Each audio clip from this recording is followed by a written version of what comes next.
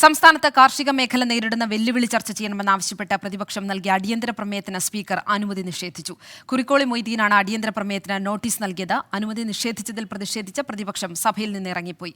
കർഷകരെ സർക്കാർ അവഗണിച്ചിട്ടില്ലെന്ന മന്ത്രി പി പ്രസാദ്. കർഷകരെ ചേർത്ത് നിർത്തുന്ന സമീപനമാണ് സർക്കാരിന്റേത്. നെല്ല് സംഭരണം കാര്യക്ഷമമായി നടത്താൻ ഇടപെടൽ നടത്തിവരികയാണ്. അടിയന്തര പ്രമേയ നോട്ടീസിൽ ഡൽഹിയിലെ കർഷക സമരത്തെക്കുറിച്ച് പറയാതിരുന്നത് ദൗർഭാഗ്യകരമാണെന്നും മന്ത്രി കുറ്റപ്പെടുത്തി. കേന്ദ്രം ആവിഷ്കരിച്ച കേന്ദ്രം ഏർപ്പെട്ട കരാറുകളുടെ ഭാഗമായിട്ടാണ് കേരളത്തിൻ്റെ കാർഷിക മേഖല തകരുന്നത് എന്ന കാര്യത്തിൽ സർ ആർക്കാണ് സംശയമുള്ളത്? ആ തകർച്ചയിൽ നിൽക്കുന്ന അങ്ങനെ ഉണ്ടാവുന്ന കാർഷിക മേഖലയെ സഹായിക്കേണ്ട ഏറ്റവും വലിയ ബാധ്യതയുള്ള കേന്ദ്രത്തിൻ്റെ കാര്യത്തിനകത്ത് നമുക്ക് ഒരു കാര്യവും മിണ്ടാതെ പോകുന്നത് ശരിയല്ല.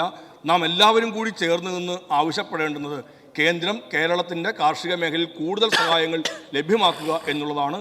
ഇവിടെ കേരളത്തിലെ ഗവൺമെൻറ് പ്രതിസന്ധികളുടെയും പ്രയാസങ്ങളുടെയും നിലനിൽക്കുമ്പോഴും കേരളത്തിൻ്റെ കാർഷിക മേഖലയെ സഹായിക്കാൻ കഴിയുന്ന എല്ലാ നടപടികളും നടപ്പിലാക്കുന്നുണ്ട്. അക്കാര്യത്തിൽ പരിഗണനയാണ് കേരളത്തിൻ്റെ കാർഷിക മേഖലയോട് ഈ സർക്കാരിനുള്ളത്, അവഗണനയല്ല എന്നുള്ളത് ഈ കേരളത്തിൽ നടപ്പിലാക്കുന്ന പദ്ധതികൾ തന്നെ വ്യക്തമാക്കുന്നുണ്ട്. അത് കേരളത്തിൻ്റെ കാർഷിക മേഖലയിൽ കൃഷിക്കാരൻ അനുഭവിക്കുന്നുണ്ട്.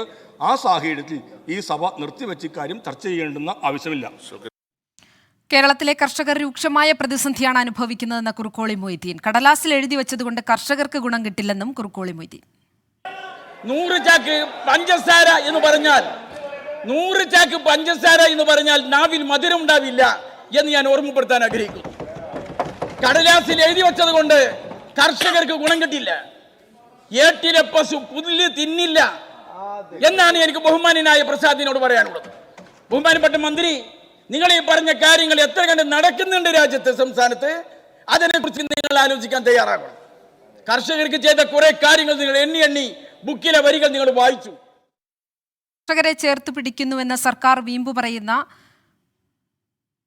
യാഥാർത്ഥ്യങ്ങൾക്ക് മുന്നിൽ സർക്കാർ കണ്ണടയ്ക്കുകയാണെന്ന് പ്രതിപക്ഷ നേതാവ് വി ഡി സതീശൻ വിമർശിച്ചു.